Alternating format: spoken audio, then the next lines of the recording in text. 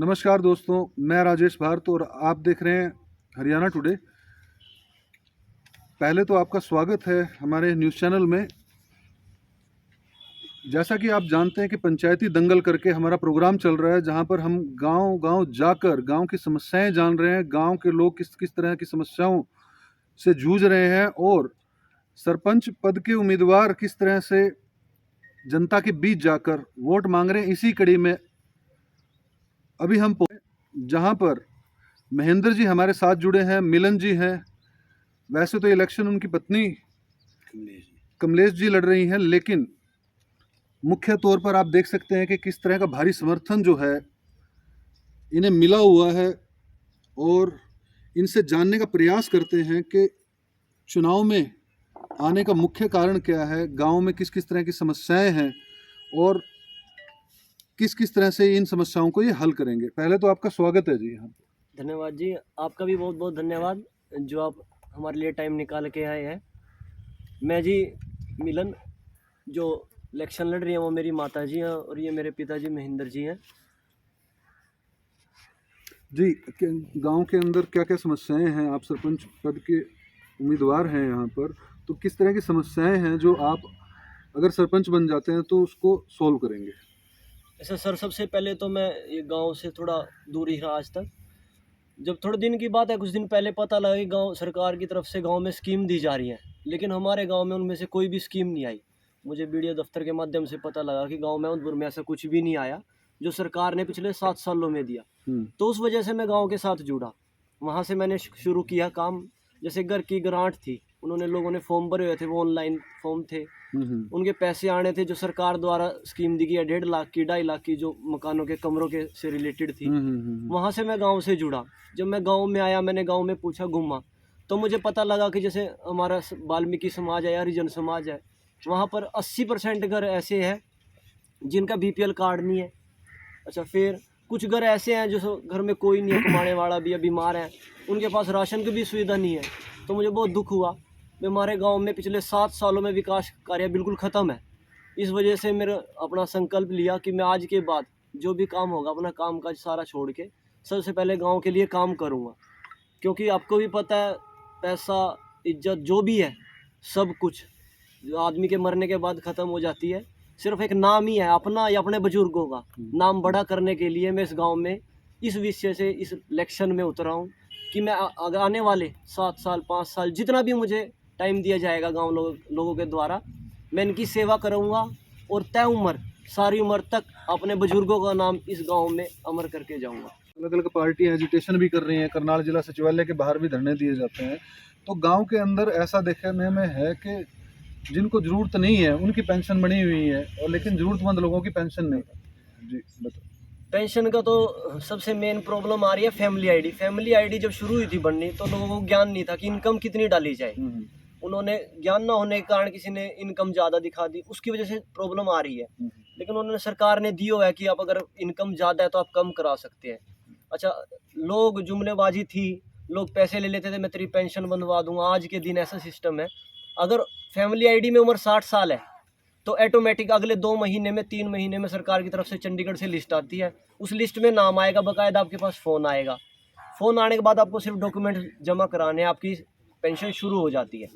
हाँ, जो तो कटी आप हुई है। मतलब कुल मिला के प्रयास करेंगे कि जिन लोगों की पेंशन नहीं बनी है उन लोगों की पेंशन जो है वो दोबारा से जुड़वा दी जाए? ऐसे मैं प्रयास नहीं करूंगा, मैं 100% गारंटी के साथ बोल रहा हूँ। जिनकी पेंशन, जिनको जरूरत है, जिनकी सिस्टम में जो कागज, सारे डॉक्यूमेंट्स कंप्लीट है, सही है, 100% इस अपने गांव में सबकी पेंशन शुरू कराऊंगा। चाहे किसी की बंद है या नहीं हुई तो उनकी शुरू करवाने का काम करूंगा। गांव में नॉर्मल तौर पे देखा गया है कि पानी की समस्या जो है निकासी की वो बहुत बड़ी है। हाँ। और तालाब ही एक, जो तालाब थे वो एक ही साधन होता है कि पानी वहां पे चला जाता है। तो इस गांव के अंदर सड़कों के ऊपर पानी जो है बरसातों में खड़ा हो जाता है। ऐसा हमने कुछ लोगों से बात भी की, तो उसको, उसके बारे में क्या कहेंगे? पता है सर, उसमें क्या है, जैसे गांव का तालाब है, वो अपनी अपनी सोच है। जो पहले लोग काम कर रहे थे उनकी सोच का किसी के बारे में क्या बोल सकते हैं। उन्होंने क्या नहीं, किया, आप क्या करेंगे? आप सरपंच बनेंगे उसमें मैं तो ये करूँगा। जो भी गांव का पानी है, सबसे पहले तो जो गांव की नालियों की व्यवस्था है वो खराब है, जीरो है। सब जो पहले थी, आज तक निर्माण कार्य दोबारा कराया नहीं गया। लोगों ने कंप्लेंट भी की, शिकायत भी की, उन पे कोई एक्शन नहीं है। सबसे पहले तो जो गांव का पानी निकलता है नालियों का, उनकी व्यवस्था ठीक कराऊंगा ताकि जो गांव का पानी है बाहर तक जा सके। उसके बाद बारी आती है जो ये पानी के लिए पौंड बनाए हैं, जोड़ है, ये कहीं भी निकासी की व्यवस्था की हुई है, वहाँ जाके तो जो पानी इकट्ठा होगा सब, फिर उसके बाद दूसरा काम रहेगा कि वो जगह ठीक हो, गांव से थोड़ा दूर हो, क्योंकि पानी अच्छा भी है, गंदा भी है, बीमारी वहीं से आती है। गांव से थोड़ी ऐसी जगह हो जहां अलग हो। अच्छा, फिर उसके चारों तरफ पेड़ पौधे हों, वातावरण ठीक रहे, कोई भी बीमारी पनपने से पहले ऑक्सीजन लेवल ज़्यादा रहेगा, बीमारी का खतरा खुद कम रहेगा, वहाँ से बीमारी पनपने का कारण ऑटोमेटिक ही कम होगा। ये मेरी सोच है अपनी। बिल्कुल। अच्छा, बेटी पढ़ाओ बेटी बचाओ जो है मोदी जी ने नारा दिया था, तो इस गांव में जो है बेटियों की स्थिति है जो वो कैसी है कि स्कूल के अंदर जा रही हैं? जो गरीब बच्चों के परिवार के बच्चे हैं जो वो क्या बेटियां स्कूल के अंदर जाती ऐसे हैं? सर बहुत अच्छा नारा था मोदी जी का भी, बेटियां स्कूल के अंदर जा रही हैं, सारी फैसिलिटी सरकार द्वारा दी जा रही है। तो उसमें एक चीज़ मैं अपनी तरफ से भी ऐड करूंगा, किसी भी मेरे गांव की मेरी बहन है या कोई भी है, अगर उन्हें स्टडी से रिलेटेड कोई फीस की या कोई व्हीकल चाहिए या सरकारी बस जैसे हमारे गांव में टाइम टू टाइम नहीं आती, वो सबसे पहले तो सुविधा वो उपलब्ध कराई जाए ताकि हमारे गांव की बच्चियां स्कूल में, कॉलेज में, जहां भी जाना है वहां तक पहुंच सके। क्योंकि गरीब आदमी के पास पैसे की ही मेन समस्या है। अगर ऑटो वाला करनाल जाएगा, जैसे करनाल पास पड़ता है, वो 20 लेगा, अगर बस वाला जाएगा तो वो 10 लेगा, तो कम से कम 10 रुपये का फर्क गरीब आदमी के लिए बहुत है। बहुत बड़ा है। सबसे पहले काम तो ये शुरू होगा। अच्छा, दूसरा हमारे गांव में सरकारी स्कूल है, उसमें लैब की या कोई खेलने की इतनी अच्छी व्यवस्था नहीं है। अब जाके देख सकते हो जो आज आदमी जो भी बच्चे हैं वो खेल रहे हैं, कहीं ना कहीं कमी है। अच्छा, सबसे मेन बात पढ़ाई में, जो बच्चे बड़े हैं जो मेरी उम्र के हैं उनके लिए आगे सरकारी नौकरी के लिए लाइब्रेरी होनी गांव में ज़रूरी है। लोग बातें करते हैं सड़क की या फालतू की, लेकिन पढ़ाई की तरफ आज तक मेरे गांव में ध्यान नहीं दिया गया। जो मेन रहेगा वो यही रहेगा कि कम से कम गांव का हर बच्चा पढ़ा लिखा हो। पढ़ाई के में अगर किसी भी चीज़ की ज़रूरत है, गेहूं में किसी भी चीज़ की ज़रूरत है, तो वो सुविधा मैं उपलब्ध कराऊंगा। यही सोच है। हेल्थ सर्विसेज को लेके क्या जैसे एम्बुलेंस की सुविधा क्या यहाँ पे आसपास सरकारी है? हाँ, कुंजपुरा अस्पताल की तरफ से एम्बुलेंस की सुविधा दी जाती है और वो बहुत अच्छी तरीके से चल रही है, कोई ऐसी बात नहीं है। उसमें एक है जो आयुष्मान कार्ड बनाए गए थे सरकार द्वारा गरीबों के लिए, वो बहुत फ़ायदेमंद है। लेकिन वही कुछ गांव के लोगों की तरफ से जो अपने निजी आदमी थे, उनके आगे हवा बनाने के चक्कर में या उनको ऊंचा दिखाने के चक्कर में, ये मेरा निजी है, मैं सिर्फ इसका काम करूँगा, उनके आयुष्मान कार्ड बने, कुछ के रह गए, कुछ के क्या 60% लोगों के रह गए हैं। 60% लोग। हाँ, जो लोग बीमार हैं वो घर से पैसे लगाते हैं, खर्च अपना अस्पताल में दे के आते हैं। अच्छा, फिर उसके बाद यही दुख था जो मैं इन राजनीति में अपने सरपंच के इलेक्शन में मैं आज आया हूँ, यही बातें थी। गरीब आदमी हर जगह मरा हुआ है, सिर्फ 5 साल 3 साल जितना भी मौका मिलेगा ये काम करके दिखाऊंगा। उसके बाद अगर एक लाइन होगी सीधी, उसके बाद अगले वाला आने वाला कोई भी है, सोच मेरी है कि अगर हम एक काम सीधा करेंगे, आने वाला जो सरपंच होगा, चंपंच होगा, जो भी होगा, वो उसी लाइन पे ऑटोमेटिक। बिल्कुल। सिर्फ एक राह दिखाने की सिस्टम है, वो थोड़ा सा उसमें भटका हुआ है गाँव, सिर्फ एक राह दिखाना है, वही मेरी सोच है।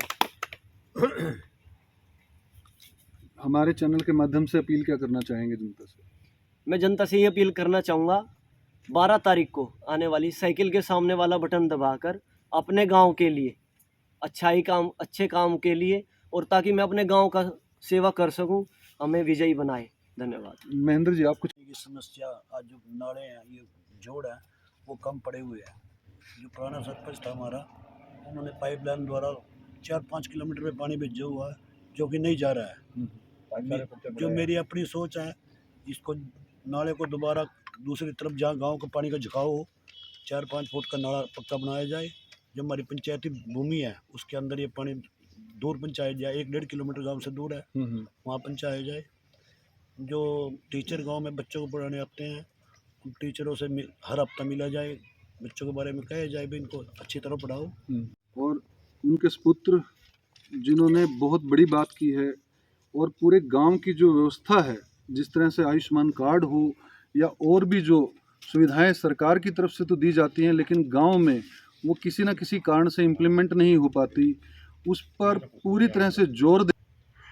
ऊपर का भी ले लियो। और दोस्तों, इस वीडियो को शेयर जरूर कीजिएगा, अधिक से अधिक लोगों तक पहुंचाइएगा। जय हिंद, जय भारत।